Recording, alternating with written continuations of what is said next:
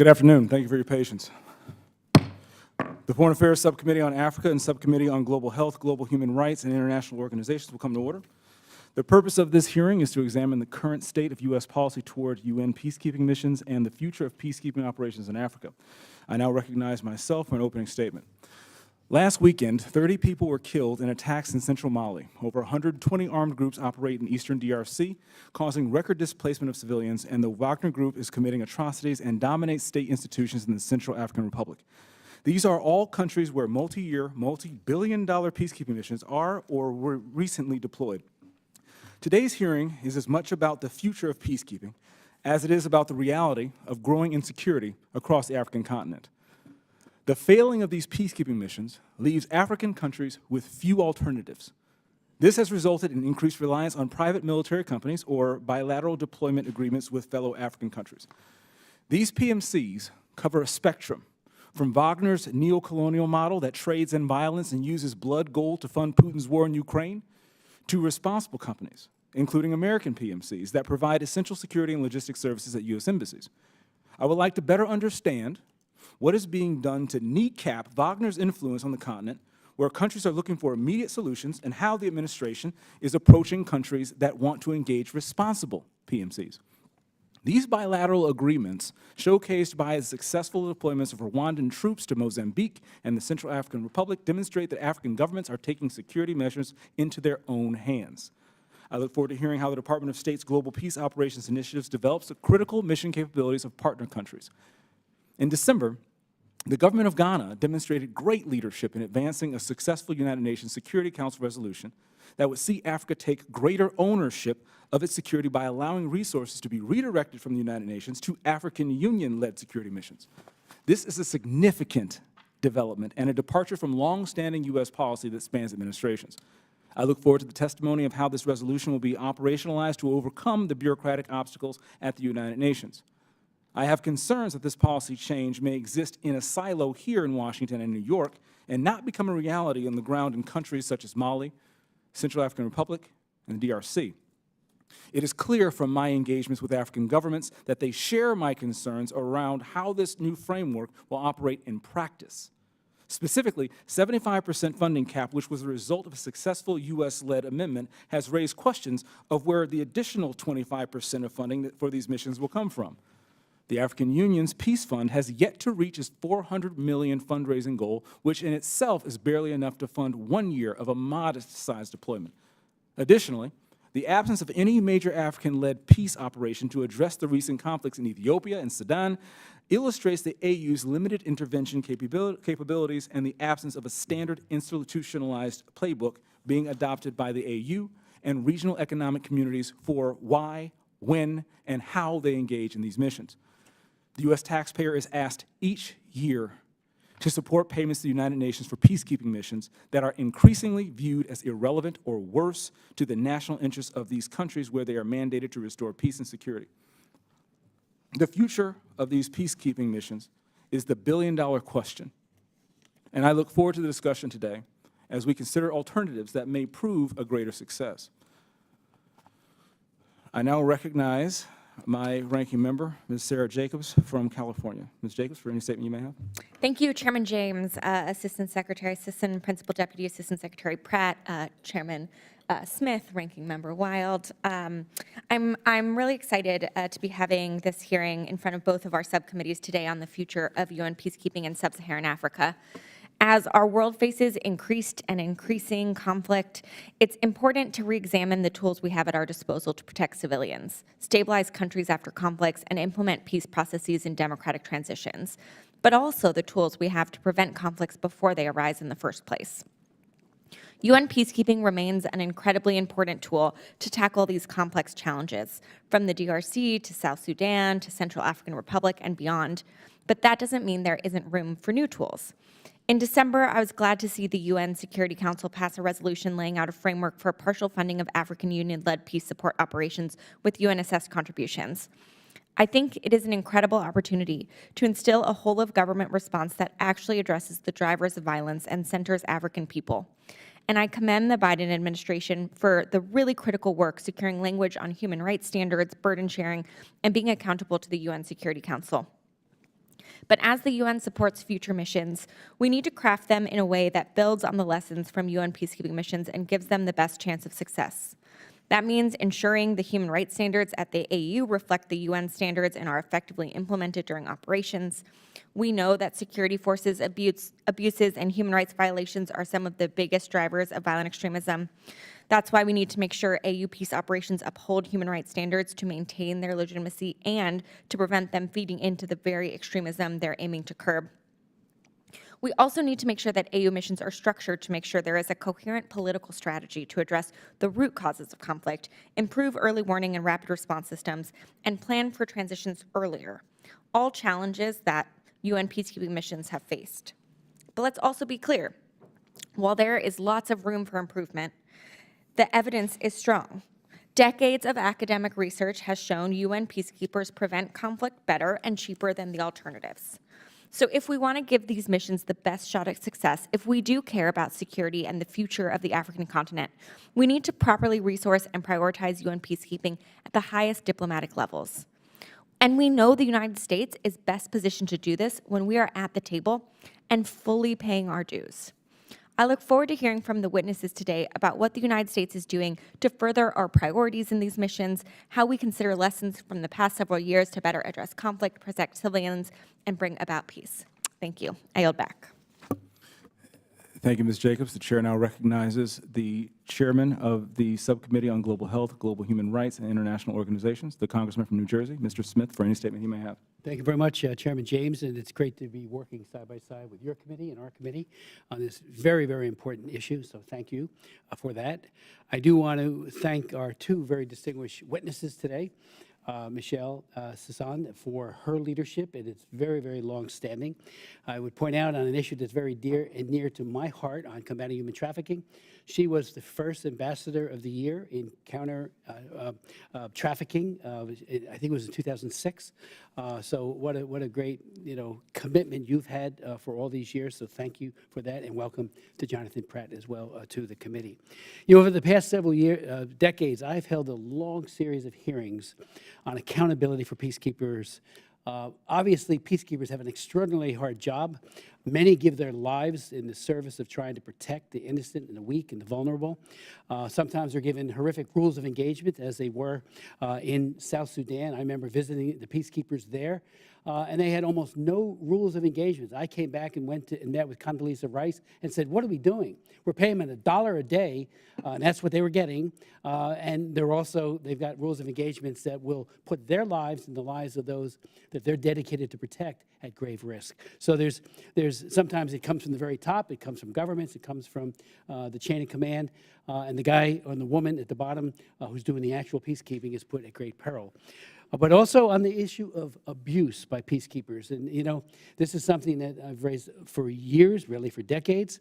And we saw it really manifest in a very profound way in the Democratic Republic of Congo, and as well as in Haiti. I visited Goma in the DRC in 2008 to investigate, and I chaired 4 hearings, on that topic, just DR Congo. And in a word, what I saw when I was there, it was shocking. I met with the investigators from the UN. They were great. One of them was a Mountie from Canada who was frustrated by the lack of work that was being done to really ferret out these bad apples and bring them to justice, particularly in their home countries. And of course, the victims were severely traumatized, and that was clear from those that I met when I was there. Former Assistant Secretary General for the UN Peacekeeping Operations, Dr. Jane Hall-Lute, testified at one of those hearings in 2005, and she said, and I quote, "The blue helmet has become black and blue through self-inflicted wounds of some of our number, and we will not sit still until the luster of that blue helmet is restored. What we are doing to deal with the allegations of sexual exploitation and abuse," she said, "that has plagued peacekeeping missions in the past, and we understand from dialogue with member states that they plague deployments abroad for all of us. It's unacceptable," she went on. "It's simply unacceptable." And she tried, and Kofi Annan put out his zero-tolerance policy. And then I did a hearing many, many months later, and we heard from some of the same people trying to bring all of this to the fore, who said there's zero compliance with the zero tolerance. There was such a pushback, particularly from some of the sending countries. Peacekeepers must be protectors and never predators. The UN must do more to ensure that the perpetrators are punished and that these crimes are prevented in the first place. You know, failures of the UN system is not just in Africa. At a hearing I chaired in 1998, a guy named Hassan Nohanovic, who was the translator when the Dutch peacekeepers met with Mladic, and in that meeting, he came and he testified his entire family was butchered by Mladic. And he talked about how the 8,000 Muslims were killed in Srebrenica, and the Dutch peacekeepers shook hands, clanked glasses of champagne, and let them board buses rather than doing what they were deployed to do, and that was to protect. I went and was part of a reinternment in Srebrenica a few years later with Dr. Haris Salajic, who was then the president. And I tell you, I was moved to tears when some like 800 people who had been slaughtered, and it was 9,000 total, they were reinterned, and the families were there, and all of it could have been prevented, arguably, but I think they could have been prevented had the peacekeepers just been true, in this case the Dutch, to their work. We saw it with the Rwandan genocide, the famous Dallaire memo, and I held hearings on that, raised it continually. It wasn't the only one. It was bipartisan, our concern. But there was a case where an American president, and in this case Kofi Annan, because he was head of UN peacekeeping then, failed to see that this was about to happen, and much of that violence could have been mitigated had action been taken. Of the 11 UN peacekeeping operations currently active, 5 are in Africa, as we all know, including 3 in the missions in the Central African Republic, DRC, and South Sudan. And I visited the ones in South Sudan. Molly Fee was our ambassador then. And there are 71,000 troops deployed across 11 missions today.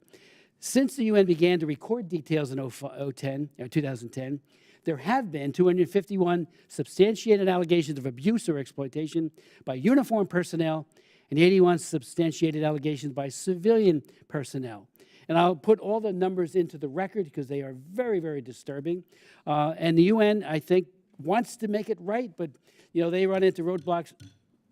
I'm going to go on for a few more minutes. You don't have a few more minutes, Mr. Chairman. We have to. Co-chaired meeting. Yes, it is. We're going to keep to 5 minutes. Are you serious? Okay. Let me say, just to finish it up, and I'll put all this into the record, but I go through in the record, or in this statement, how the UN has done a lot of good things. They really have. But they also, that comes down to implementation, which so often falls through, and I hope that we can change that. So your testimonies will be very helpful in that. Thank you, Mr. Chairman, and you will have plenty of time to address your very important comments. But the Chair now recognizes the ranking member, Congresswoman Pennsylvania, Ms. Wild, with any statements you may have. Thank you, Mr. Chairman, and thank you to our witnesses for being here today. This is an opportunity to focus on our investments in peacekeeping operations and to make the case that these investments make us stronger. First and foremost, what we are talking about today is the need to stand up for fundamental rights and dignity in areas where they are under attack. But beyond the obvious humanitarian implications of that, these investments are also investments in global economic stability and our own national security. We have decades of evidence showing us how pivotal peacekeeping is to economic stability and development in conflict areas. And that, of course, creates a ripple effect throughout supply chains and the global economy at large. We know that UN peacekeeping operations over the years have revealed some profound flaws, most disturbingly, cases of sexual assault and other extremely serious forms of wrongdoing that have hurt the most vulnerable members of the very populations that peacekeepers were meant to protect. We've seen some significant progress on those challenges, but work remains to be done, and we always have to insist on the highest possible standard. This abuse should not happen anywhere, anytime. What is crystal clear to me is the way to address these issues is through more robust, more effective, more influential U.S. engagement in international fora, not by walking away from our commitments. Recently, I was encouraged by the administration's leadership supporting the passage of UN Security Council Resolution 2719, UNSCR, to allow UN-assessed contributions to fund the African Union peace support operations. We must continue building on this UN and African Union cooperation and strongly supporting the development of African Union capacity across the continent. With that, I look forward to a productive hearing. Again, I thank you both for being here. Thank you, Mr. Chairman. I yield back. Of course, thank you. Other members of the committee are reminded that opening statements may be submitted for the record. We are pleased to have a distinguished panel of witnesses before us today. The Honorable Michele Sison is the Assistant Secretary in the Bureau of International Organization Affairs at the U.S. Department of State. Mr. Jonathan Pratt is the Principal Deputy Assistant Secretary in the Bureau of African Affairs at the U.S. Department of State. Thank you for being here today. Your full statements will be made part of the record, and I'll ask each of you to keep your spoken remarks to 5 minutes out of respect for everyone present and to allow time for member questions. I now recognize Assistant Secretary Sison for her opening statement. And Madam, I assume I'm pronouncing your name correctly. Perfect, thank you. Chairman James, Chairman Smith, Ranking Member Jacobs, Ranking Member Wild, members of this subcommittee, thank you for inviting me to discuss how the Bureau of International Organization Affairs is defending American interests and working with our multilateral partners to tackle the global challenges of conflict, insecurity, human rights violations, and more. It's good to be with you to discuss the future of peacekeeping in Africa. The U.S. is not only the largest financial contributor to UN peacekeeping, we are also the largest bilateral capacity-building partner to nearly 50 troop-contributing countries. But we recognize that UN peacekeeping operations face unprecedented challenges today, including faltering host nation cooperation and consent, and the presence of actors like the Wagner Group in conflict zones. So it's clear that we need to expand our multilateral toolkit for responding to security crises in Africa while simultaneously working to pushing to improve UN peacekeeping. The adoption last month of Security Council Resolution 2719 provides a framework for the partial funding of African-led peace support operations with UN-assessed contributions. We were very active in the negotiation of this resolution. We insisted that future African Union-led peace operations supported by UN-assessed contributions comply with UN human rights due diligence policy and are mandated to protect civilians and be authorized by and accountable to the UN Security Council. Mindful of our responsibility to be careful stewards of U.S. taxpayer dollars, we focused on burden sharing. We successfully put forward an amendment specifying that UN contributions to AU peace operations be capped at 75%. So we recognize the potential that future AU peace support operations offer to enhance peace and security in Africa. Given the knowledge that African stakeholders have of complex security challenges across the continent, AU-led peace operations may be better suited to tackle certain challenges. However, the lack of predictable and sustainable financing has hindered their ability in the past to implement their mandates. So we saw in Resolution 2719 an opportunity to memorialize the principles upon which this new mechanism should operate. As 2719 reinforces, these operations must be underpinned by mandates to protect civilians and must be linked to a political process to resolve the conflict. The complex crises across Africa demand new tools in addition to traditional UN peacekeeping operations. So we need tools that allow the international community to respond rapidly to threats against civilians, to prevent mass atrocities, counter violent extremists or terrorist groups, and stabilize a security situation to allow space for a political solution. African Union peace support operations may also serve as a counter to malign actors who seek to exploit security vacuums, an issue critically important to our U.S. national security. With 2719's adoption, we now have a complement to UN peacekeeping in situations in which traditional peacekeeping missions may not be the most effective tool. So in December, I joined the U.S. delegation to the UN Peacekeeping Ministerial in Accra, Ghana. The ministerial provided an opportunity to explore issues impacting UN peacekeeping, bringing in peacekeeping leaders from the field and African stakeholders. Earlier this month, I joined the National Defense University's Africa Center for Strategic Studies Force Commanders Roundtable, which benefited from the expertise of former UN and African Union mission leaders in examining the challenges of advancing Africa's peace and security architecture to meet these rising threats and to foster effective African-owned peacekeeping capacity.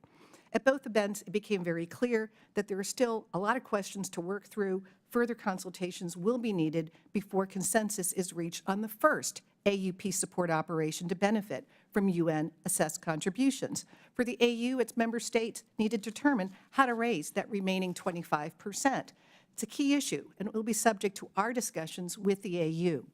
Per Resolution 2719, that 25% may include AU contributions, in-kind contributions, and voluntary contributions from other nations. So we're encouraged that the AU has already established several important policies to align its peace support activities with relevant international human rights law and international humanitarian law considerations, as well as with the UN conduct and discipline frameworks. For the U.S. government, these discussions underscore the need for our internal clarity on the criteria for considering the deployment of AU peace support operations under 2719, such as the need for clear time-bound objectives.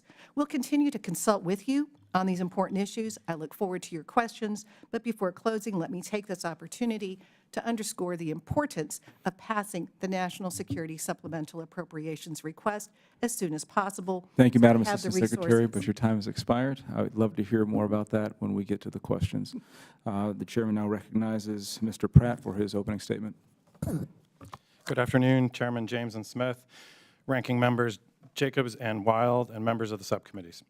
Thank you for the opportunity to discuss the future of peacekeeping and the increasing role of private military companies in Africa. The United States has played a role in supporting peace efforts in Africa for decades through our bilateral and multilateral diplomacy and by supporting humanitarian access and protection of vulnerable populations through peacekeeping. Those of us who have served in Africa are invested in peace efforts. Earlier in my own career, I was involved in diplomatic efforts to end the war in the Democratic Republic of the Congo. Later in my career in Sudan, I supported the implementation of the Comprehensive Peace Agreement and efforts to secure humanitarian access in Darfur. I have seen how the United States has made significant financial contributions to the United Nations, which has undertaken a number of complicated peacekeeping missions in Africa to provide help in tremendously challenging situations. These missions have helped safeguard civilian populations from armed groups and warring parties, despite shortcomings and specific instances of unacceptable conduct by some peacekeepers. As the security threats changed over time, peacekeeping missions have struggled to keep up. Today, we are seeing a desire from African leaders and the African Union to take the lead on peacekeeping efforts. It is in our strategic interest to support them. Assistant Secretary Sison outlined the significance of UN Security Council Resolution 2719 and how it responds to African leadership and advances in momentum from African partners with financial support from the United Nations to assume more responsibility for sustainable, effective, and accountable peacekeeping missions. We will continue to engage with Congress on how the United States supports and promotes this new tool. An essential element of UN, AU, and sub-regional missions is that they include safeguards designed to promote respect for human rights, protection of civilians, and humanitarian access. AU and sub-regional missions have demonstrated a capacity to mobilize quickly, especially when provided with adequately financed and reliable logistical support mechanisms. Over time, we're seeing a trend towards sub-regional and bilateral missions because of their ability to respond quickly, as well as address countries' national interest in combating instability in their neighborhood. It is important that missions adhere to their mandates and international law. The United States has made long-term investments in developing the capacity of African partners to deploy peace support operations, initially through the African Crisis Response Initiative, and then through the Africa Contingency Operations Training and Assistance Programs. Private contractors have played and continue to play an important role by providing logistical support, training, equipment, and other capacity building. With appropriate resources and oversight, Private contractors provide an efficient and effective means to enable troop and police contributing countries to deliver on the mandates asked of them. We have developed best practices for oversight and accountability mechanisms to ensure private contractors adhere to policy direction and comply with legal standards. In contrast, this is not what Russia's Wagner Group is or does. In the countries where Wagner is present, we have seen the number of terrorist attacks and attacks on civilians increase, accompanied by a decrease in humanitarian access, as well as an increase in reports of human rights abuses. Before closing, I want to take the opportunity to emphasize the vital importance of passing administration's National Security Supplemental Appropriations request as soon as possible. Let me also reiterate my appreciation to the subcommittees. We greatly value your support in upholding our shared commitments to help advance democracy, peace, and security as cornerstones for a successful U.S.-Africa partnership. Thank you for the opportunity to speak with you and for convening this important hearing. Mr. Pratt, I thank you for your service, for your dedication, and for your brevity. I now recognize myself for 5 minutes of questioning. A year ago, the House unanimously passed a bill that requires the Department of State to take actions to stop China from being classified as a developing country by international organizations. And for those who are following these things, to get this particular Congress to agree on anything unanimous is an act of Congress itself. What, Assistant Secretary Sison, are the steps being taken to make sure that the United Nations changes the level of assessed contributions for China and ends its treatment as a developed country? And what is the U.S. doing to support burden sharing for peacekeeping costs among our allies and partners? Thank you for that important question, Chairman. Listen, the U.S. has continually opposed the People's Republic of China's efforts to position itself as a developing country or as a champion for the developing world. We continue in our engagements, not just in New York, but in Geneva, Rome, elsewhere in the UN capitals, to increase awareness, particularly among the developing countries, that the PRC, China, does not negotiate in resolutions at the UN with their best interests at heart. The PRC is the #2 contributor of assessed contributions to the UN. Yes, but what are we doing, ma'am? What are we doing? We are there in New York in the budget committees. We are there in the UN Security Council in both the open and closed discussions as we push to make sure that others realize that China's self-identification as a developing country, paying less than it really should, is hurting other nations' best interests. Cool. Are you seeing any results? I believe that we have in the Budget Committee, the 5th Committee of the UN, and then there's another oversight committee up in New York, increased awareness. There's a new reporting requirement, sir, on China's developing nation status, so you on the Hill are going to be seeing on a regular basis. This is due to you middle of this year in the NDAA state authorization. This reporting requirement is a new one. You'll be getting the first report shortly. Sweet, thank you. Mr. Pratt, now countries in Africa that have contracted with Wagner and now its successor frequently state that in the face of existential security threats and failed or absent alternatives being offered from the West, Wagner is the only choice available to them to secure their security. Do you agree that this is the reason that CAR, Mali, and others have turned to Wagner?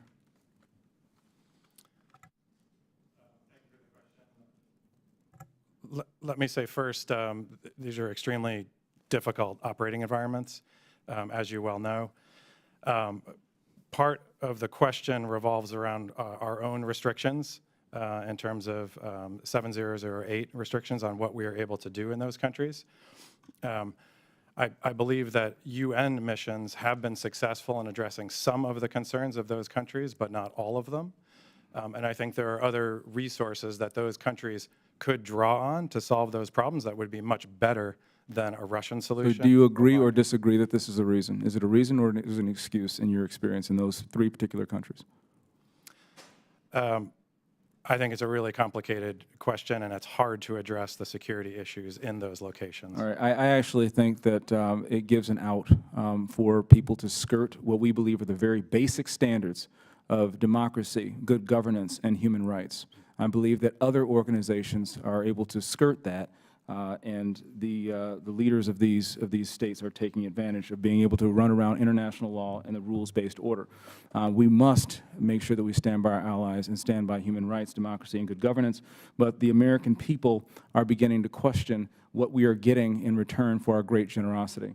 We need to, the difference between investments and charity, the line is accountability, transparency, and results, and the American people are not seeing the results.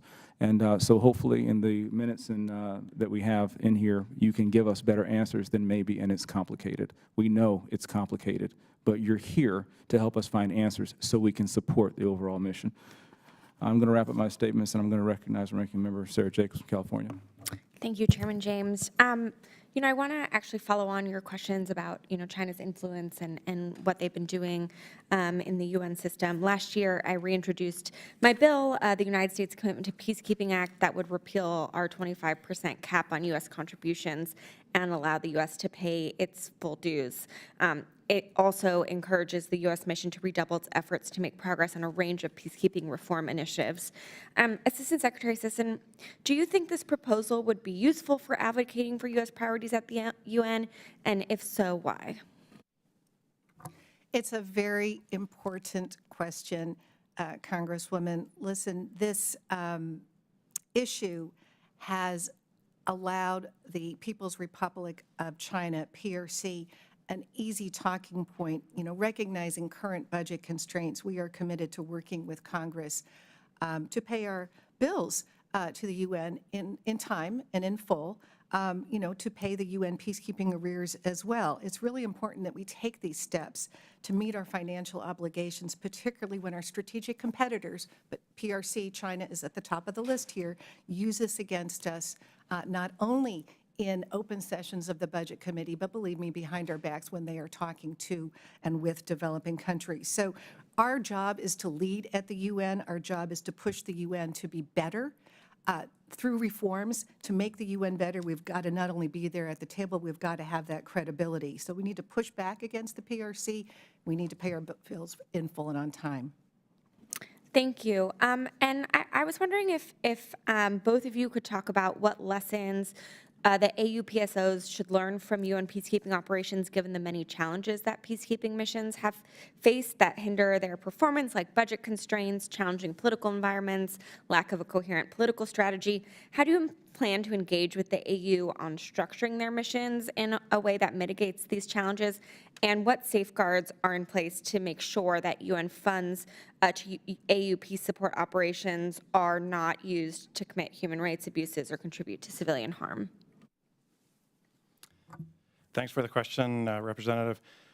We'd like to see a scenario using this new tool where we can shape missions in a way that is clearly defined, time-bound, and does have the controls in place to address the concerns that you outlined.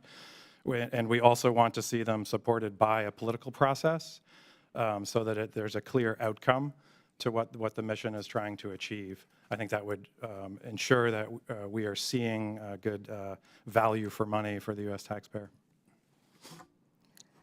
Look, both of us were really looking forward to this hearing today to be able to hear from you directly. I think it's also going to be very important as we have our high-level and very robust U.S. delegation going out to Addis for the AU African Union Summit, February 17 through 19, that we do continue this conversation with you and your teams, continue our own internal interagency conversation on outlining those criteria for what would make the most sense to set up for success this first use of UN-assessed funding for AU peace operations. It's an opportunity for us to partner with African leaderships. It's a partnership, of course, with civil society and the people of Africa. But we need to hear from the AU also in Addis, February 17 and 19. What are their priorities? And also, what is their plan also for coming up with their portion, that 25%? Again, this in-kind contributions, voluntary contributions from third countries, and the AU's own contributions. The resolution was just passed in December. We're in January now. This conversation with you is an important milestone, as is the AU Summit. Thank you. Thank you. And with our remaining few seconds, can you just discuss the human rights standards that are in place and how the U.S. and the UN will work with the AU to ensure that those standards are adhered to in any missions, and what safeguards are in place to protect if they don't? So this discussion of the use of UNSS funding for AU peace operations took years. The 2007, 2015, 2016, what we were needing from the AU was the commitment on adopting the UN's human rights due diligence policy, other international human rights frameworks, the conduct and discipline frameworks, also the financial management frameworks. That is what took so long, along with this burden sharing agreement. It is clear that these AU peace support operations that go out with any UNSS funding, of course, under the accountability of the UN Security Council, but they have to have that human rights aspect. They have to be there first and foremost to protect civilians as they are taking on these important tasks in the field. But the human rights piece, protection of civilians piece is front and center. Thank you for your priorities on protecting civilians and respecting human rights, and there's nobody in this Congress who's done more to protect human rights than my friend Chris Smith. Mr. Smith, recognized for 5 minutes for your question, sir. Let me just ask you, Madam Secretary, especially with regards to the 8 South Africans who were forcibly repatriated, and they're awaiting, I know, an investigation for abuse of people inside of DR Congo. Are there others that you know of? Do you have a realistic expectation that South Africa will do a credible job of investigating, and then, most importantly, after that, prosecuting and jailing if they are guilty? Secondly, is the African Union and the African countries really focused on and seriously committed to ensuring that sexual abuse as well as trafficking is at the core of what they do? Yes, peacekeeping is extremely important, but they better make sure that the peacekeepers aren't part of the exploitation group that they're there to defend against. So if you could speak to that, and will you be raising that when you meet again with them in your upcoming meeting? And finally, the issue of arrears, which is always a troubling issue. I mean, we provide money, but we also do a lot of things like airlift and other things that don't find themselves on the ledger when you talk about arrearage, and we don't get credit for it. We get credit with a good thank you and all that, but no credit in terms, unless that's changed recently, for what we provide. Is there any attempt to try to get that a formula where that would be included in our total cost commitment that we undertake for peacekeeping? Thank you for raising these important issues, Chairman. On the DRC specific question on sexual exploitation and abuse, the investigation continues. I am sorry to say that I have had to raise question of additional allegations against additional members of the peacekeeping force out there, MONUSCO in DRC, in both December and January meetings with UN peacekeeping leadership. We are pushing on this. It is completely unacceptable that those who are sent to protect civilians, protect vulnerable populations, abuse the civilian populations. Completely unacceptable. As you know, sir, we have a regular stream of reporting that comes to this committee, to the Senate Foreign Relations Committee on UN peacekeeping, sexual exploitation and abuse, and trafficking in persons. The two are covered in the same report. We see the numbers going up. We can argue that may be due to more reporting and the UN's own training of its people to report, but what I will say is that we are on this. We need to keep pushing the UN to be better. We are leading. We are pushing. The allegations that we see reported are against military, they are against police, and they are against civilian staff assigned to UN peacekeeping missions. We will continue to work closely with mission leadership. We're going to call this out.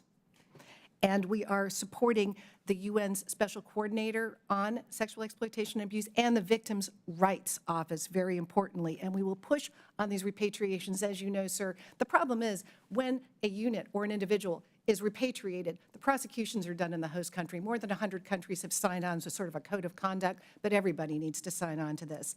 On your very good point on can we count airlift, logistics, training, and so forth, I'm taking that back to our peacekeeping teams, our Bureau of Political Military Affairs that does the great GPOI peacekeeping training, our INL Bureau does the great police training, and take on that great idea. Thank you.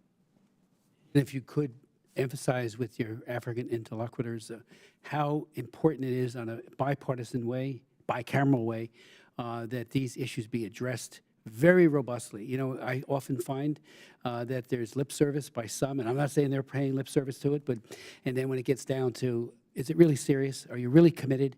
Do you care for that 13-year-old who's about to get raped and abused? Well, we have to, and we do, and I know you do, so please do everything you can to let them know how important we think it is in the U.S. Congress. And I would say that's the executive branch view as well, but they need to know that we care about that very, very seriously. Thank you. Yes, sir. And on that question of does the AU understand this, that is why this took so long, getting the AU to sign on to its own framework on the conduct and discipline. This sexual exploitation and abuse, trafficking of persons is part of that. Thank you. If I could Well, just- they're going to need to put their money where their mouth is. The chair now recognizes Ms. Wild. Thank you very much. I want to question, I have questions for both of you, so I'm going to kind of combine it all and then let you answer. I mentioned in my opening remarks, UN Security Council Resolution 2719 and the importance of expanding UN-AU cooperation. Assistant Secretary Sison, I'd like you to speak to the significance of the resolution and its implementation. Ambassador Pratt, can you speak to the importance of supporting the strengthening of AU-led peace support mission capacity across the continent? And either or both of you, can you touch on why a robust U.S. commitment to peacekeeping is critical, specifically for countering malign Russian influence in conflict areas? Thank you. So on this new resolution, 2719, and again, it's great to be here today to get your input directly. You know, African countries were demanding new tools. We worked with the AU to come up with this framework. It is a framework. Now we've got to go to implementation. But we agree that what we were seeing in the field was beyond what traditional UN peacekeeping was set up to do, the violent extremism, the non-state actors, the use of IEDs, the disinformation. So these African Union peace support operations that now will be partially funded once authorized by the UN Security Council, they reflect the need for African leadership. You know, it's clear that UN peacekeeping didn't have all of the answers. We will be looking, as Jonathan had also mentioned, at where does this make sense? Where can the troops deploy rapidly? This is what we've seen, the value added of the AU's own peace support operations and the regional operations, the regional economic REX operations. Over the last 30 years, we've seen about 38 of these regional operations. They're often able to deploy very quickly, but they didn't have that predictable financial capability. They didn't have that sustained financing. So they fell down after a quick launch. They weren't able to meet their mandates, or the logistics piece didn't fully support the mandate. So that's where we're going to have to focus. On I'm going to Wagner. stop you there for a second because I want to give Ambassador Yeah. Pratt an opportunity here, if you could, sir. I think that's exactly right what the Assistant Secretary is saying. We want to be able to work with sub-regional organizations to be more nimble if they have an AU mandate, and I think they'll be able to respond more quickly. Historically, as I said in my statement, we've been able to support African countries in training and equipping themselves and ensuring that they've got safeguards in terms of their behavior and conduct in these locations. Part of the hearing is also focused on how we use companies to fulfill some of the logistical and training roles, and we've done that successfully in several occasions. And could both of you just comment briefly on the importance of this commitment for countering malign Russian influence? So when we saw the host country consent disappear in Mali for the UN peacekeeping mission, and I traveled out to Mali a couple of years ago myself to look at how that operation was going.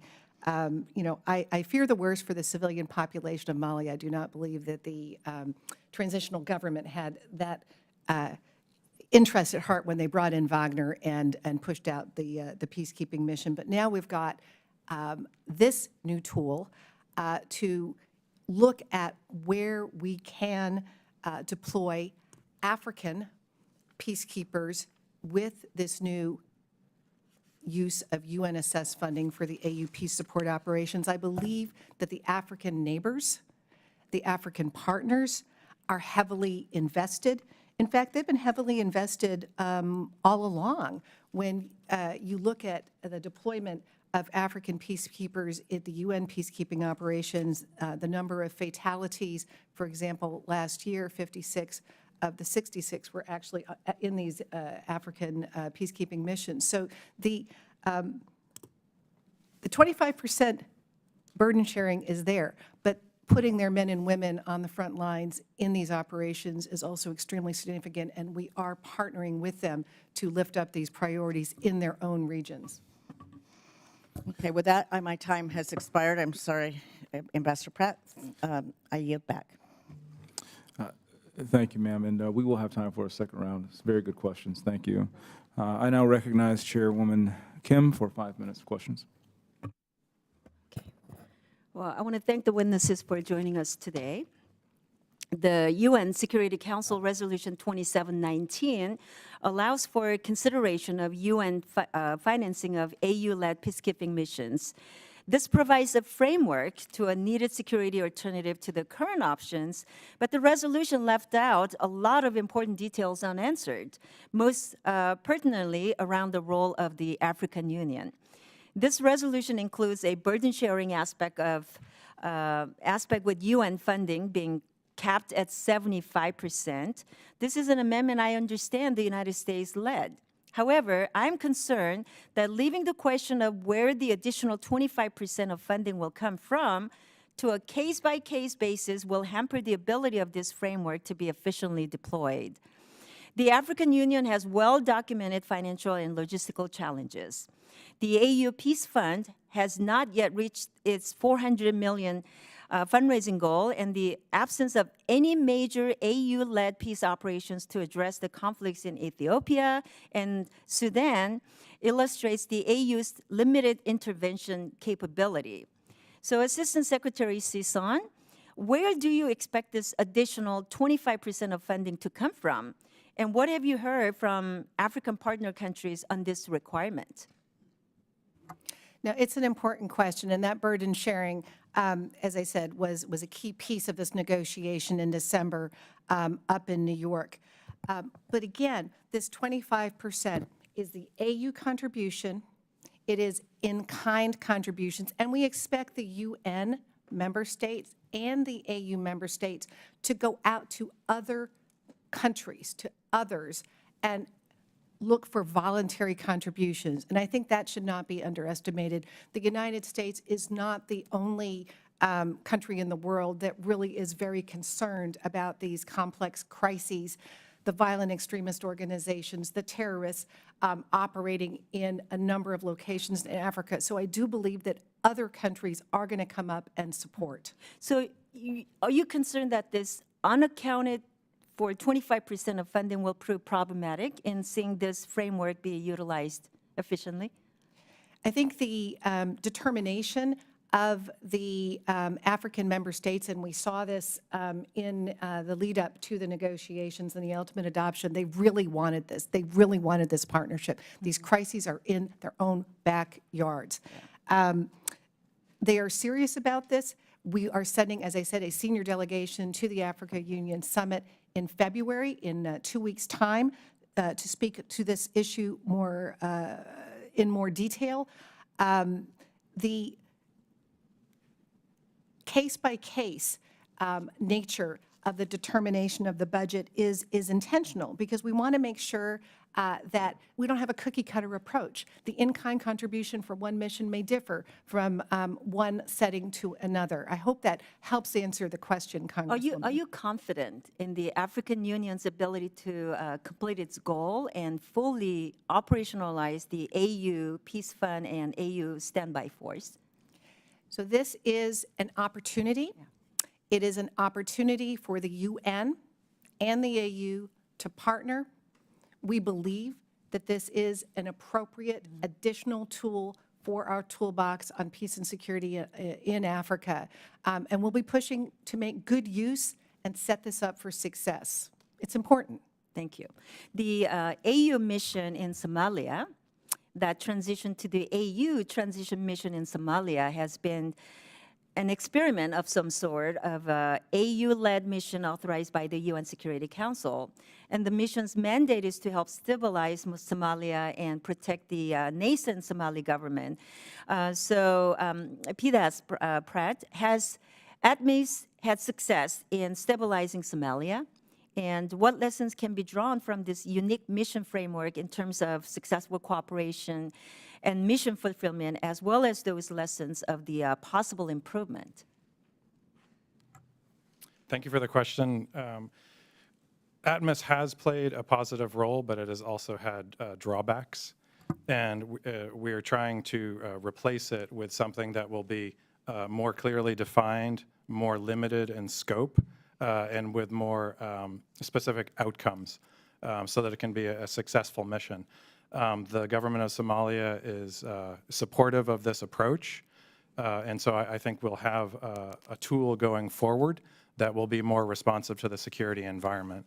As you know, there are several factors in the security environment there. ATMIS is just one piece of it.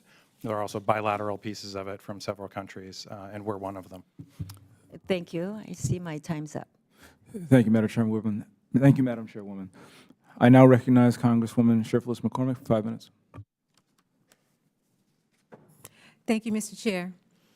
When civil war broke out in South Sudan in 2013, UN peacekeepers played a crucial role in protecting civilians, opening their bases across the country to more than 200,000 civilians who were fleeing interethnic and political violence. In recent years, South Sudan has made a halting progress towards implementing a peace agreement between the warring parties, but serious political challenges and persistent violence remains. The U.S. has been putting pressure on the leadership of the country to hold elections and implement the peace agreement. As the country prepares for that, UN officials have expressed concern that South Sudan is not yet in a position to hold free, fair, credible, and peaceful elections. UN reports to date suggest that there has been insufficient progress in implementing transitional security arrangements. For what I'm reading, the president of South Sudan is very determined to hold these historic elections. UNMISS has assessed that several conditions must be in place by April 2024 to hold elections by December. If those conditions are not met, it is unclear how the mission will proceed. Principal Deputy Assistant Secretary Pratt, if UNMISS assesses the elections are not feasible, would you recommend to the government to postpone the elections again? I agree with you. Conditions have to be in place for the election, and we would be very concerned with a scenario where support and funding goes into a mission when they're not ready for that election. And so we need to see the conditions in place for that election to occur.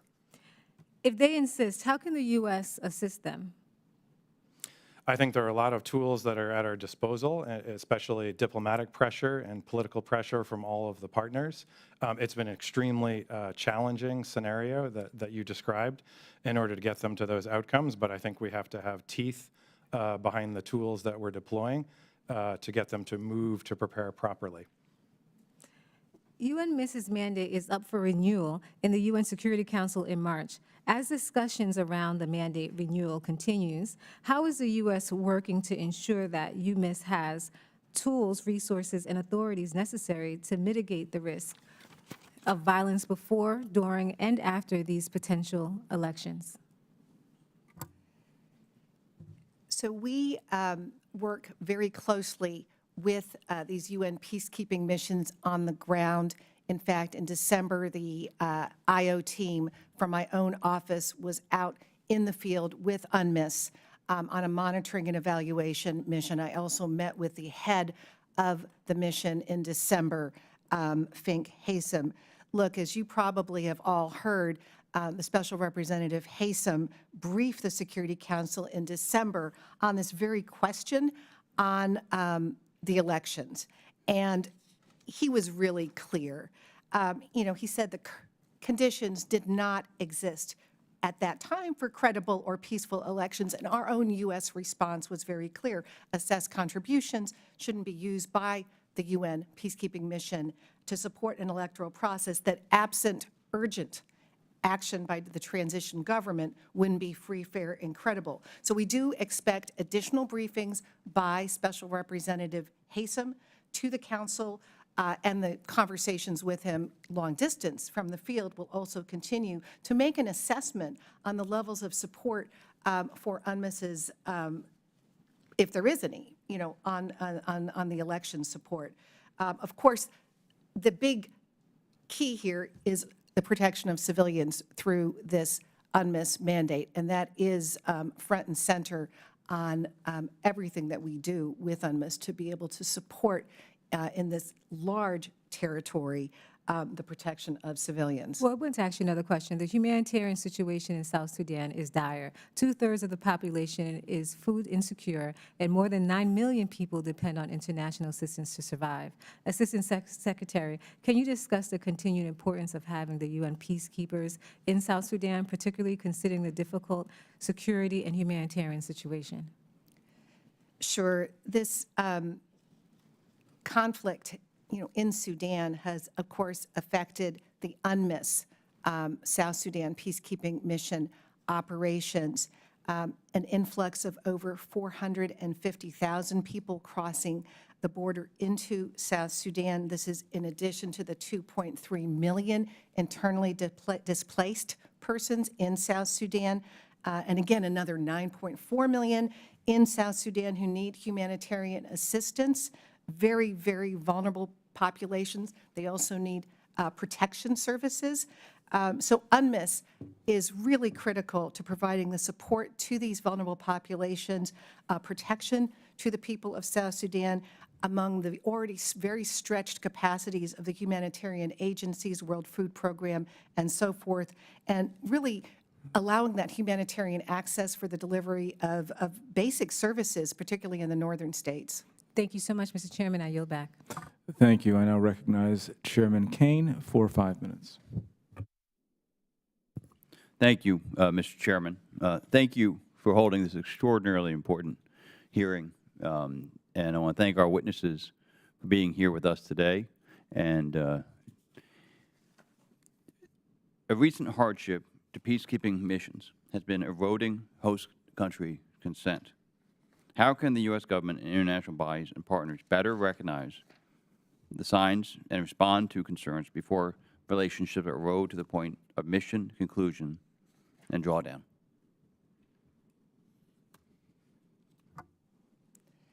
It is a really important question, and I'll tell you, at that African peacekeeping ministerial at the National Defense University Force Commanders Roundtable, this was probably the #1 topic of conversation.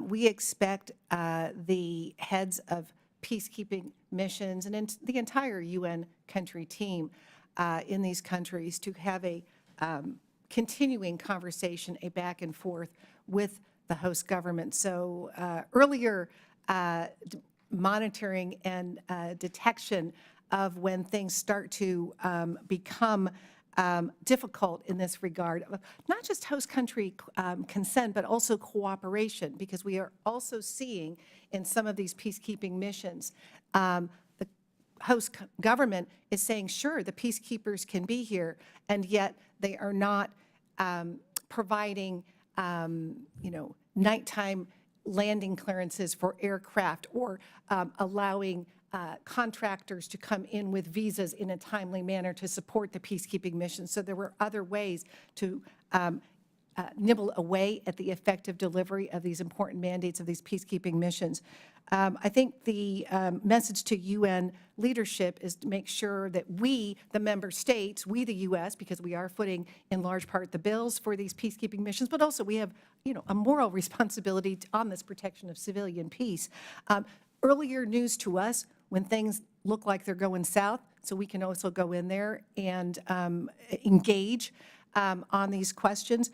But this also goes back to look at what these strategic competitors are doing. And here we're going back to the Wagner question. Clearly, some of these countries are not interested in protecting civilians. Some of these countries are more interested in corrupt mining deals or other reasons to have Wagner and similar non-state actors in there. Thank you. Mr. Pratt, what other factors would you add to that in Mali or Somalia or the DRC are contributing to the erosion of host country support for peacekeeping missions?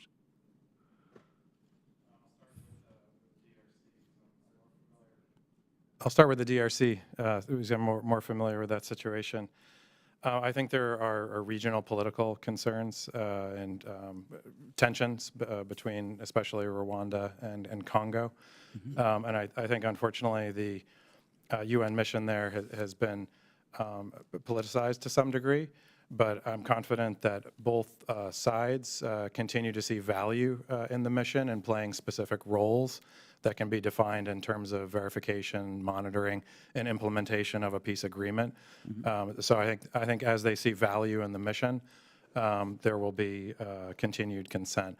There is an ongoing discussion, as you know, on the MONUSCO mission on a responsible drawdown, and we're encouraging that very much to make sure that we're not losing tools that could be very valuable. The situation in Mali is much more complicated because the government essentially lost confidence in their ability to carry out the mission against very challenged counterterrorism environment. And so that was an unfortunate decision because that mission, as you know, was implementing a broader peace agreement with the Algiers Accord. So it's an unfortunate loss, frankly. Okay. And so what specific tools are you using to make sure you are actually recouping some of the assets that are there? We've worked directly with United Nations, and I defer as well to the Assistant Secretary to address the question, but we've pushed them directly to ensure that they're removing all of the equipment that they possibly can, that it's feasible and cost-effective financially to be able to do that. Yeah. My time is run out. I yield back, Mr. Chairman.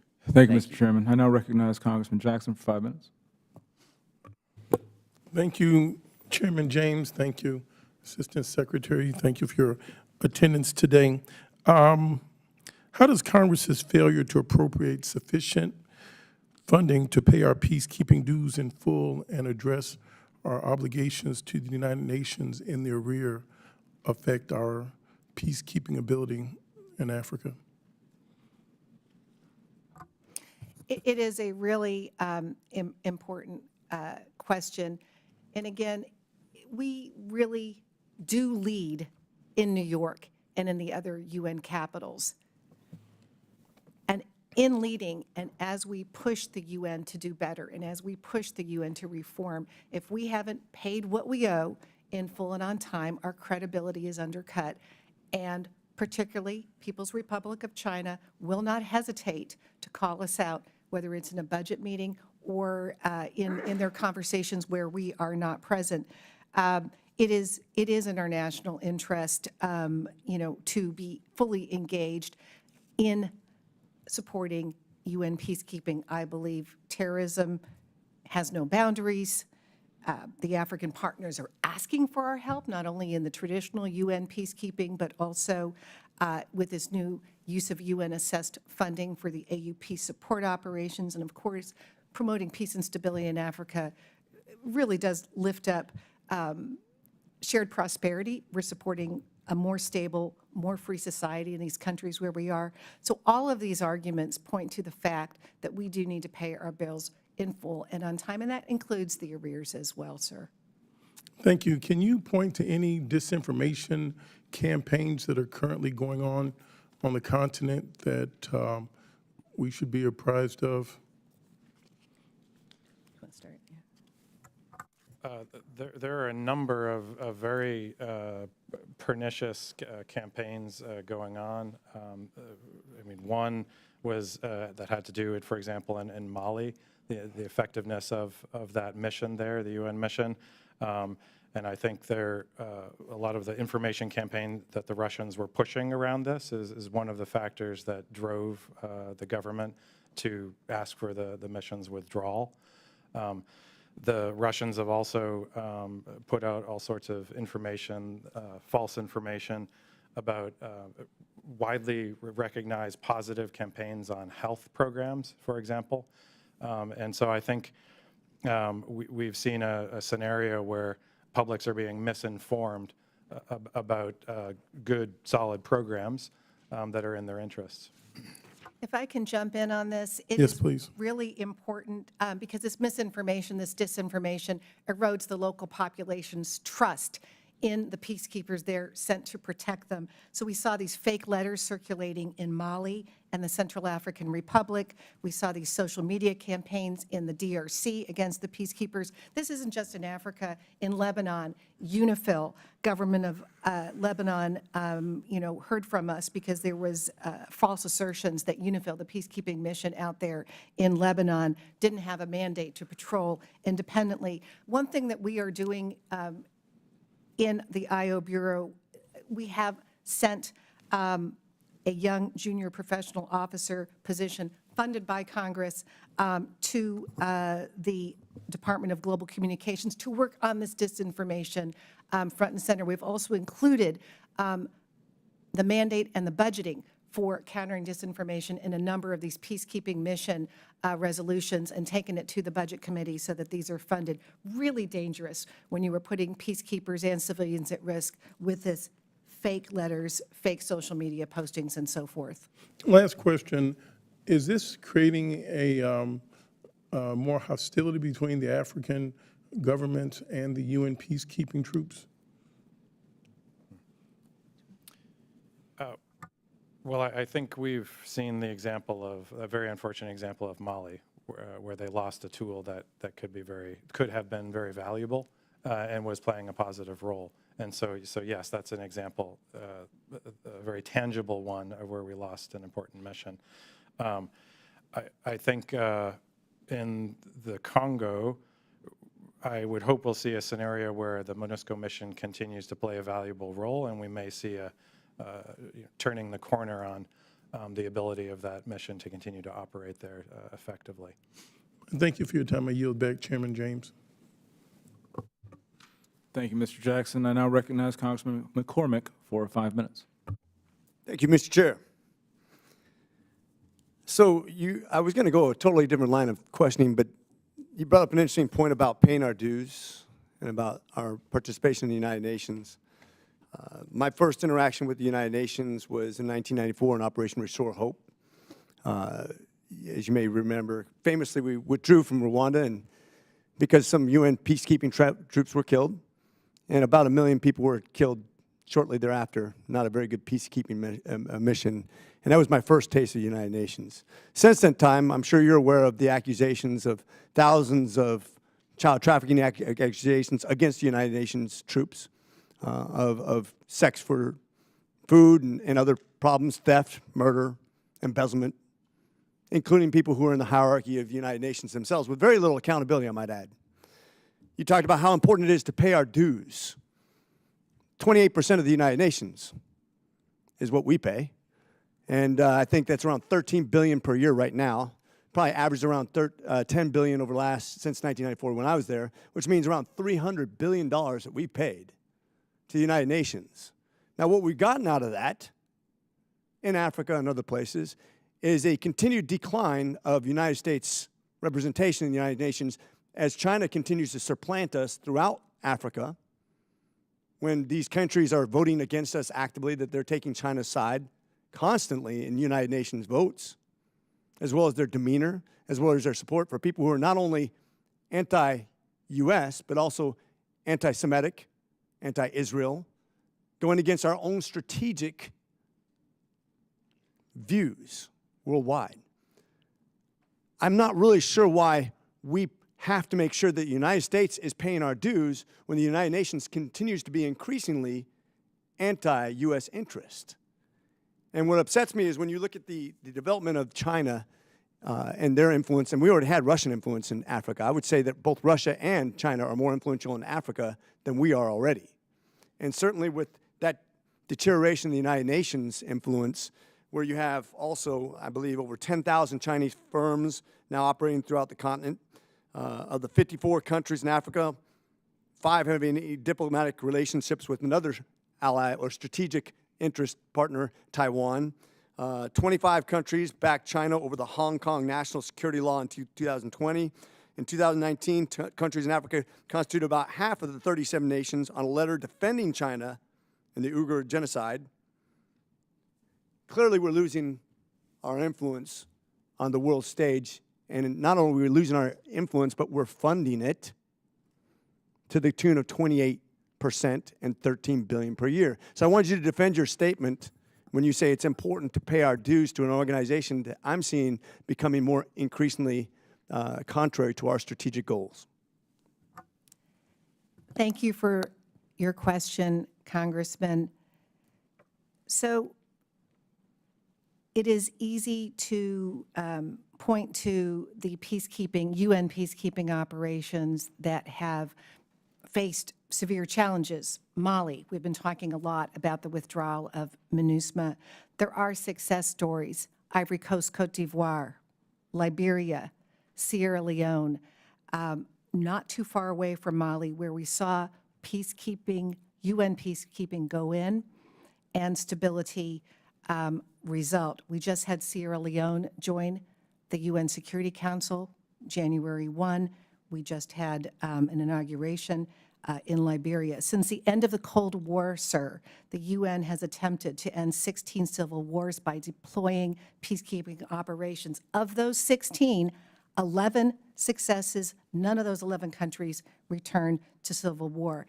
Even when a mission has faced severe challenges, peacekeepers have succeeded in protecting civilian lives. We have the Government Accountability Office, our own GAO, several studies, 2 a decade apart, 2007 and 2018, showing that UN peacekeeping operations are far less expensive than if the U.S. sent in our own boots on the ground. And of course, we share those costs in UN peacekeeping missions with other member states. So the most recent 2018 GAO. I'm sorry, we're about to run out of time, and actually making good points, and I'll give you credit for that. But what I will say is that if we're going to do our fair part in funding the United Nations, they have to be far more accountable to our interests, not just in peacekeeping, but in everything they do. And I mean everything they do, because we've also seen them support people who actually actively participate in war against our allies, including Hamas, which just came up. So I just want to make the point that just because you do some good doesn't mean you necessarily align with our strategic outlook. And if we're going to bear the burden of the vast preponderance of funding this organization, it needs to come more in line with what we're trying to achieve. And with that, I yield. Thank you, Mr. McCormick, for your very important, salient questions. I now recognize Congressman Baird for 5 minutes.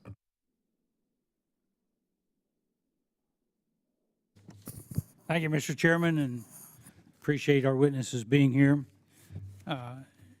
You know, the United States, kind of to what my colleague just talked about, is the largest contributor to the UN peacekeeping. And in fiscal year 22, $1.3 billion was contributed to the 4 largest missions, all of which were in Africa. So Assistant Secretary Sison, do you feel that the investment into these peacekeeping missions is a responsible use of taxpayer funds when the missions fail to restore peace and order, which is kind of like what my colleague just asked? So here's the thing, sir, and this is a critically important question. And it gets to the importance not just of conflict response, but conflict prevention. So I need to say up front that part of what we do, of course, is not just support and work with the UN's peacekeeping missions, but we also work with that part of the UN that works on conflict prevention, peace building, because of course, peacekeeping is one tool in addressing peace and security, but we need preventative diplomacy, building inclusive political dialogue, insisting on transparency and anti-corruption and good governance, mobilizing a wide range of civil society partners to, really get at these causes of instability in fragile states that leave these vacuums for these bad actors, these malign actors to come in. So peacekeeping, but also conflict prevention. And again, we take very seriously oversight and accountability of the peacekeeping monies that go to the United Nations, of our contributions to the Peace Building Fund, which we also support. We send out, as I said, our own teams from my own office to each and every of the peacekeeping missions, not only in Africa for these monitoring and evaluation teams, but those around the world, Lebanon, Cyprus, and so forth, and to what we call the special political missions of the United Nations, because there are also places where the UN mediation, peace building, political dialogue experts are posted to try to do this important conflict prevention work. So yes, sir, I do think this is an investment that is worthy of U.S. Attention, U.S. taxpayer dollars. And again, it is in our national security. We have seen that bad actors thousands of miles away, terrorists, extremists, have an impact not only on their own region, but on the stability and security of our friends and partners and on our own people here at home. And again, these African countries, to go back to the use of UNSS funding for AU peace operations, they are asking for our help. They are asking for our help. And I think that is an important partnership aspect we need to consider, sir. Could I ask, do these actions help us counteract what the Chinese Communist Party is doing in some of these countries? So when we see the Chinese come in, it is often based on a deal, road construction, mining, a specific commercial deal. It is true that China has come in bigger to the UN in terms of what they are contributing, both monetarily and, I will point out, also peacekeeping personnel. We want to lift up why we're here. We're here to protect civilians. We're here with peacekeeping to keep these humanitarian access corridors open for badly needed food, medicine, and so forth. We are not interested in sending peacekeeping missions out to look for, the mining deal. So I think as we point out what our intentions are and what those are of some of our strategic competitors, our developing country partners do see a difference. Mr. Pratt, do you have any consideration or any thought? You got about 13 seconds to answer your question. Agree with what the Assistant Secretary said. I would just say that to the extent that UN, AU, or sub-regional missions uphold the rule of law and create a framework for governance, I think that counters corrupt activity or corrupt deal-making and potentially shines a light on it. Thank you very much. I yield back. Thank you. I now recognize Congressman Mills for 5 minutes. Thank you, Mr. Chairman. I want to start out by just saying that I've worked in both NATO and UN peacekeeping operations, whether it was in Kosovo or whether it was in other areas when I was in uniform. And I also recall a lot of issues. The UN, we can point to a tremendous amount of things where there's been longstanding concerns with UN peacekeeping personnel engaging in sexual exploitations, other types of abuse that's gone on. We found out that the 10 to 15% of all UNRWA employees, 13,000 of which are in Lebanon, are either supportive or have, in fact, been a part of Hezbollah.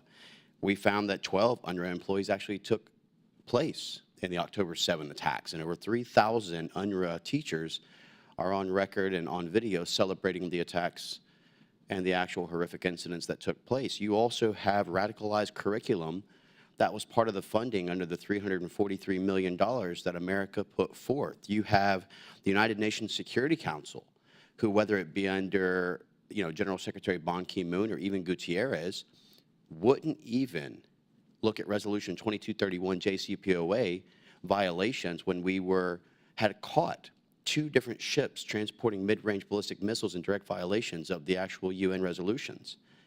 I've started looking at it and referring to it not as the United Nations, but as useless nations. We're not doing our jobs. We haven't redefined exactly what it is that justifies the continuation of funding by American taxpayers when we have seen a immediate expansion of what China's been able to do. This hasn't prevented China from the propaganda, misinformation campaigns to sow doubt by developing nations where they're now moving away from the US dollar as a global currency. We haven't seen where this has in any way slowed down the Belt and Road Initiative. And in fact, the only thing that slowed down Belt and Road Initiative is China's own economy is suffering so badly that they couldn't continue to actually fund it. And they had more strikes last year in their workforce than they've ever seen throughout China's history. I mean, I'm having a difficult understanding of even justifying why we're a part of UN at all. And when these continue to be more and more of these issues that come back, we can continue to use the excuse, oh, well, we're not defined by, a couple of the employees. We're not defined by a couple of bad apples. I don't think it's a couple of bad apples. I think it's rotten to the core. And I think that there's an entire evaluation that needs to be looked at. So my question, first to start, Assistant Secretary Sison, you've done considerable work throughout your career to counter trafficking in persons. Considering the prominence of U.S. funds in these peacekeeping operations, is it your assessment that the sexual exploitation and abuse proliferated by UN peacekeeping personnel reflect poorly on the image and reputation of the United States? Thank you for that specific question on sexual exploitation and abuse in peacekeeping. And I do want to say that we, of course, watch like a hawk for any allegations in any other part of UN operations, including in humanitarian delivery, because it occurs there as well. But since we're here, to talk primarily about peacekeeping, we are leading on this. I believe that most member states and those who are watching this space see us pushing, calling for accountability, calling for the transparent reporting, calling for the repatriation of those who perpetrators. On a larger scale, sir, we do have an interest, I do believe, to my core, in making the UN better and working through the UN to deliver to these vulnerable populations. But we need to lead. We need to be at the table. I apologize for interrupting. That's great that you're willing to look at reforms, but this isn't something that's just occurred. Throughout your career, these types of incidents have continued to take place overseas. These types of sexual exploitations, abuses, funding of terrorist organizations. We now know that the billions of dollars that went in to Gaza, many of which that cash was used for the terror tunnels that was there to launch the attacks. I mean, we're funding our own terroristic attacks, and we're saying we're there for human rights reasoning, but then allowing our own employees to be able to violate the human rights of those who are most vulnerable. I don't know that this is just simply a reform reevaluation. I think this is a whether or not the UN even stands for what it used to originally stand for, and whether or not we even need to be a part of it. And I'm siding on the side of us not being. With that, I yield back. Thank you, Mr. McCormick. I would agree that allowing human rights violations and anti-Semitism rankling the UN is not leadership, is the exact opposite. I now recognize Congresswoman Kamlager-Dove for 5 minutes. Thank you, Mr. Chair, and I guess just for the record, I support Taylor Swift. So, okay now. On a continent that is facing civil wars, insurgencies, and terrorism, peacekeeping missions provide life-saving security that many host governments are not able to sustain themselves. And despite funding constraints and tough operating environments, peacekeeping missions have historically succeeded in saving civilian lives, improving humanitarian access, and expanding state authority in rebel-held territory. They do this with multilateral authorization and funding at 1/8 the cost to American taxpayers of a comparable U.S. force. And frankly, without peacekeeping or tools like AU-led peace support operations, we are often left with only bad alternatives, kind of like being here in Congress. The United States would have to unilaterally shoulder the responsibility for funding and deploying American troops to conflict zones in Africa, and many of us can't even name all of the countries on the continent, or we would pave the way for malign actors such as the Wagner Group to become the security partner of choice for many African nations. A bad alternative. Talk about a bad apple. So we have already seen this happen. Following the withdrawal of the mission in Mali, in part due to the Wagner Group, we have seen violence and conflict get worse. Understanding that the world benefits when there is peace and security and diplomacy on the African continent, we all have an interest in making peacekeeping missions as effective as possible. So questions.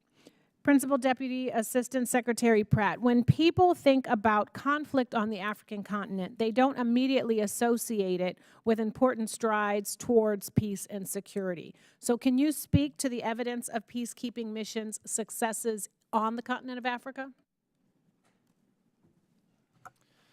Yes, where there's a specific defined mission, especially one that's time-bound, we've seen successes, including in Sierra Leone, Liberia, and a number of other locations. I still believe that the mission in the Congo, and the MONUSCO mission, has the potential to deliver on a peace agreement between the parties that are on the edge of conflict in eastern Congo. I served earlier in my career in Sudan and negotiated for humanitarian access for the UNMISS mission in Darfur at the time, and that had a very specific concrete benefit to the population, including protection on human rights grounds, but also delivery of life-saving services that you described. So despite other challenges that those missions faced, there were definitely successes that we pushed very hard to achieve. Thank you.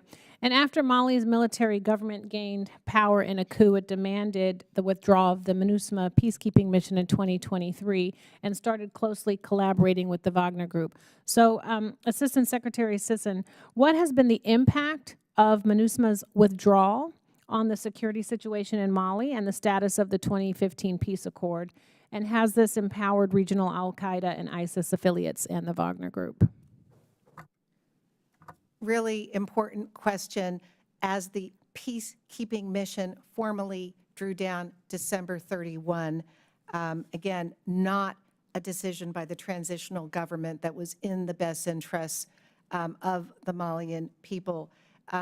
They just a couple of days ago, in fact, renounced or withdrew from what they call the Algiers Accord. So that's the political process.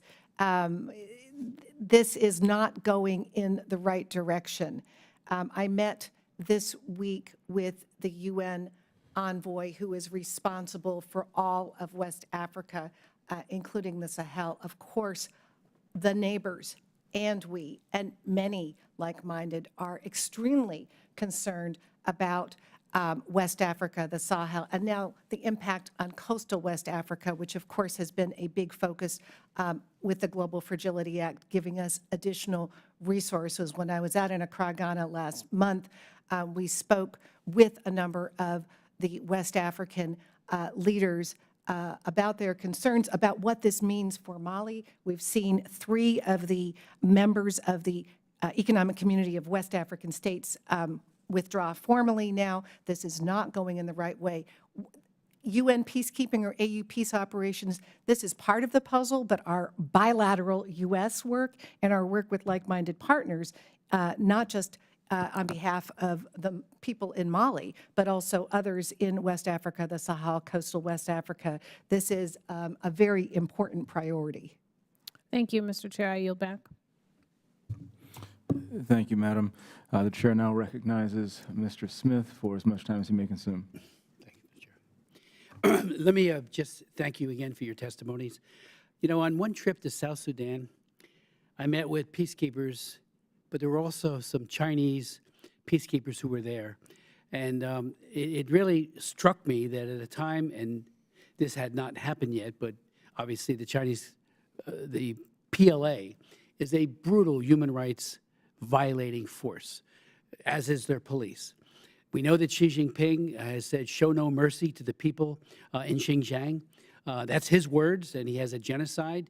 He just went through the Universal Periodic Review, deployed a 60-member delegation. They intimidated, or tried to, many of the delegations from other countries that are on the UN Human Rights Commission.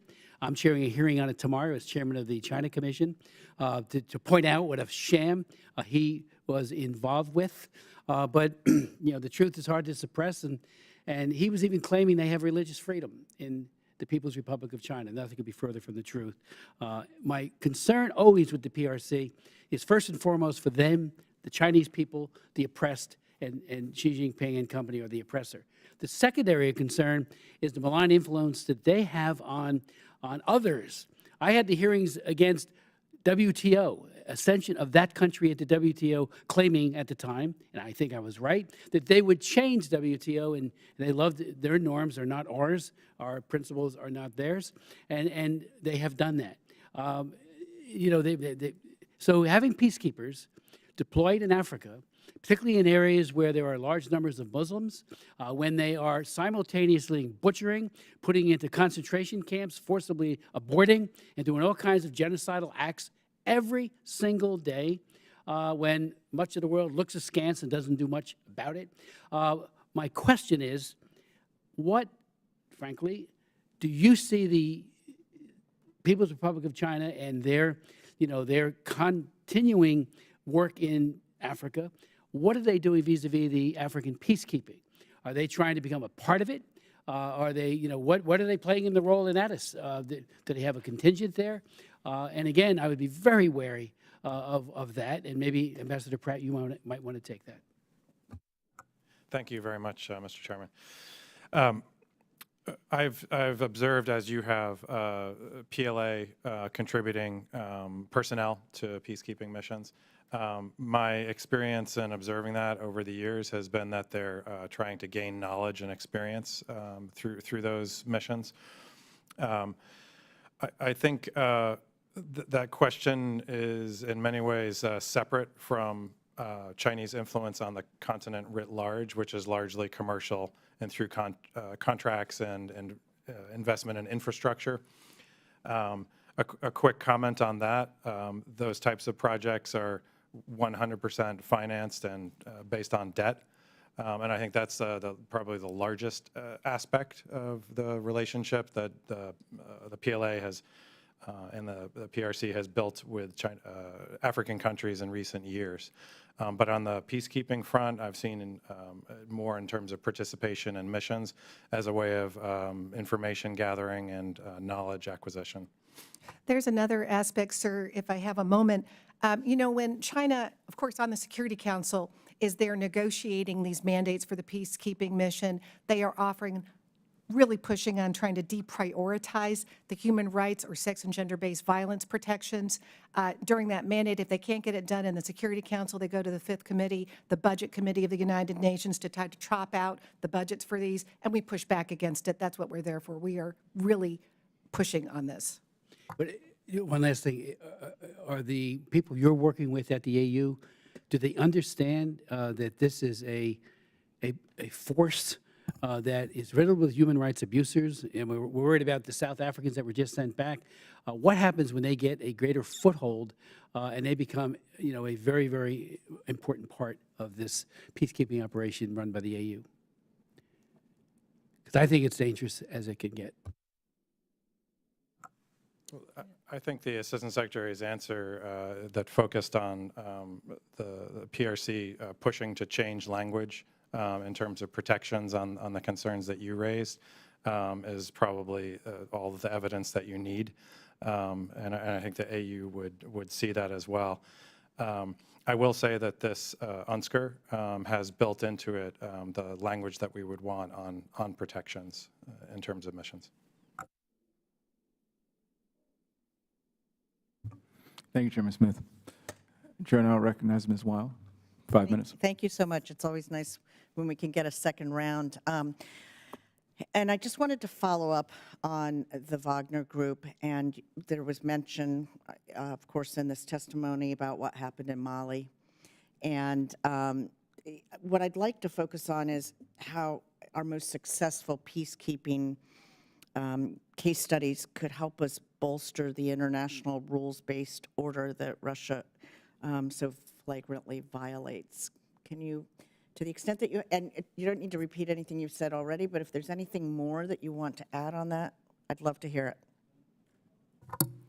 No, thank you for that opportunity. I mean, clearly this UN system, the international system, is under threat because we've got both the PRC and Russia aggressively marketing their new or not so new vision of our global order, you know, that's fueled by this authoritarian impulse. But, you know, in terms of peacekeeping, that is just one tool. We have got to keep insisting on good governance. We have got to keep insisting on anti-corruption.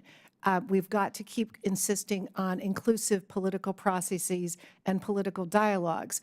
In these countries in which these peacekeeping missions operate, there is a whole UN country team working together. UNDP may be running a civil society support program. UN Women may be lifting up women's voices. UN ODC, the part of the UN that deals with not only counter-narcotics, but also counting corruption, may have an anti-corruption. All of this works together. We, the U.S., we're on these executive boards. We're of all of these UN organizations. We are in there setting the mandates, setting the rules of the road. They all have to lift it up together. Conflict prevention, peacekeeping, but this focus on governance and transparency cannot be understated.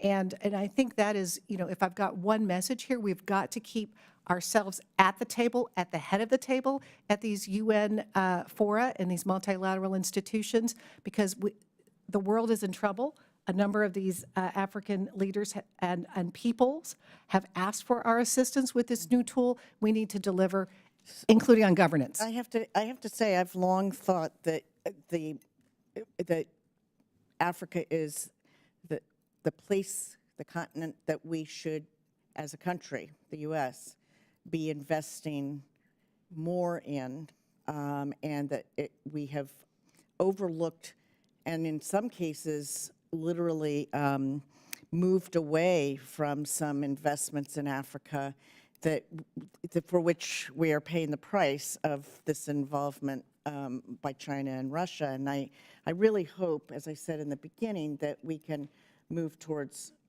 more robust and effective and influential U.S. engagement in this. So thank you. And did you want to add anything to that, Ambassador Pratt?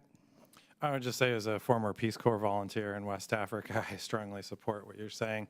Over the years, that program has had budget challenges and has had to withdraw from a number of locations that I believe strongly we should go back to.